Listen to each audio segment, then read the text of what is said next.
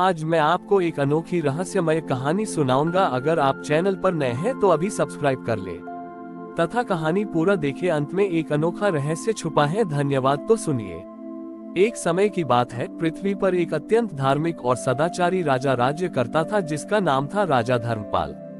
वह अपनी प्रजा को पुत्रवत मानता था और हर कार्य धर्मानुसार करता था।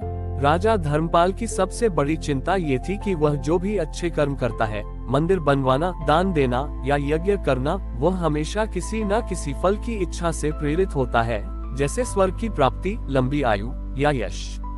राजा को ये बात खटकती थी कि वह निष्काम कर्म फल की इच्छा के बिना क्यों नहीं कर पाता। इस आध्यात्मिक उलझन को लेकर राजा धर्मपाल ने तपस्या करने का निर्णय लिया और भगवान विष्णु को प्रसन्न करने के लिए घोर तपस्या की। उनकी तपस्या से प्रसन्न होकर एक दिन भगवान विष्णु शंख, चक्र, गदा और पद्म धारण किए उनके समक्ष प्रकट हुए। राजा धर्मपाल ने भगवान के चरणों में गिरकर कहा, प्रभु, आपने मुझे दर्शन दिए, मेरा जीवन सफल हो गया।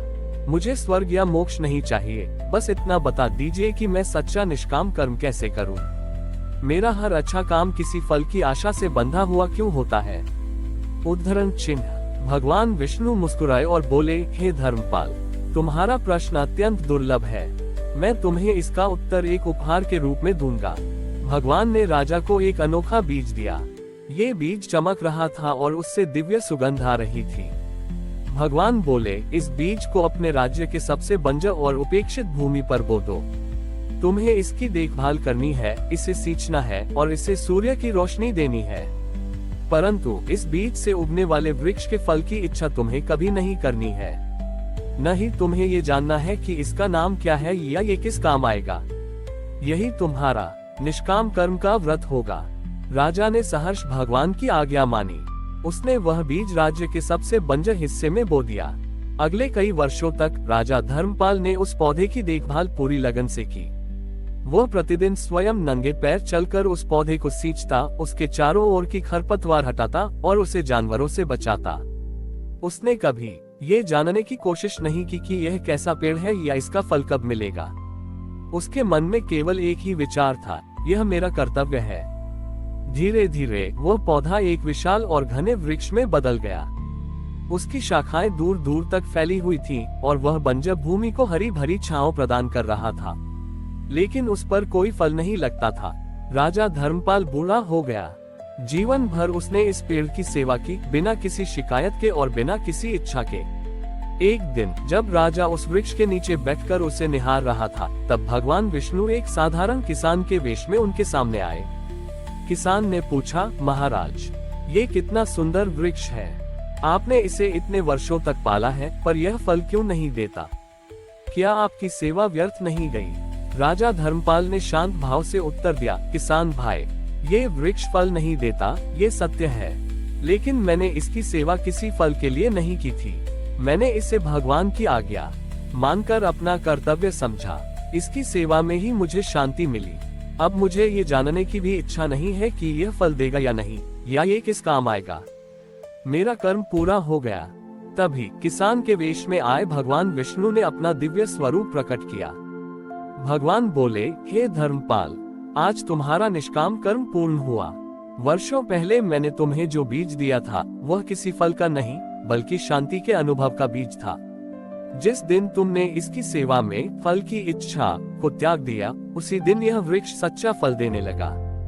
भगवान ने वृक्ष की ओर इशारा किया। पहली बार उस वृक्ष पर सुनहरे रंग के दिव्य फल लगे हुए थे, जो अद्भुत आभा से चमक रहे थे। भगवान विष्णु ने राजा से कहा, ये फल उस शांति और संतोष के प्रतीक हैं जो केवल निष्काम कर्म से प्राप्त होते हैं। आज से इस वृक्ष को संतोष वृक्ष के नाम से जाना जाएगा। राजा धर्मपाल ने उन फलों को हाथ जोड़कर प्रणाम किया। उसे समझ आ गया कि सच्चा कर्म वही है जो कर्तव्य मानकर किया जाता है, न कि फल की आशा से। यही सबसे बड़ा आध्यात्मिक फल है। भगवान विष्णु राजा को आशीर्वाद देकर अंतर्ध्यान हो गए और राजा धर्मपाल ने अपना शेष जीवन इसी निष्काम सेवा और संतोष के साथ व्यतीत किया।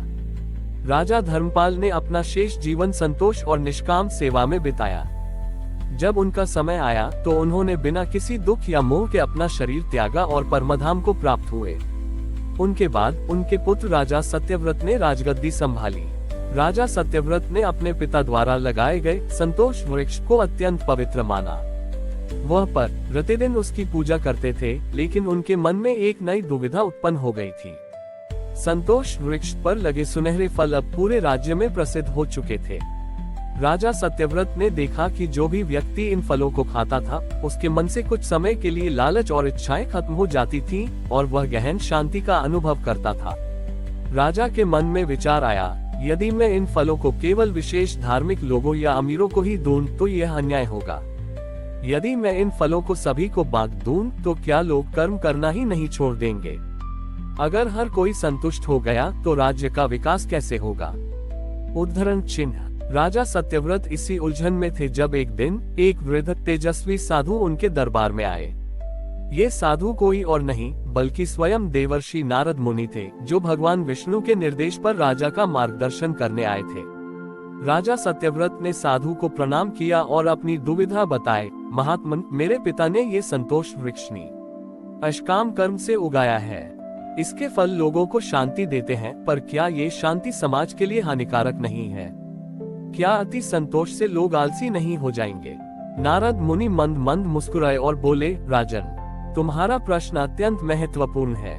तुम्हारे पिता ने जो वृक्ष उगाया वह केवल फल नहीं है, वह एक शिक्षा है। नारद ने राजा को समझाना शुरू किया, देखो, निष्काम कर्म का अर्थ आलस्य या कर्म छोड़ देना नहीं है। निष्काम कर्म का अर्थ है कर्म को करते समय उसके फल में आसक्ति न रखना। ये संतोष वृक्ष तुम्हें ये बताता है कि शांति केवल फलों को खाने से नहीं मिलेगी।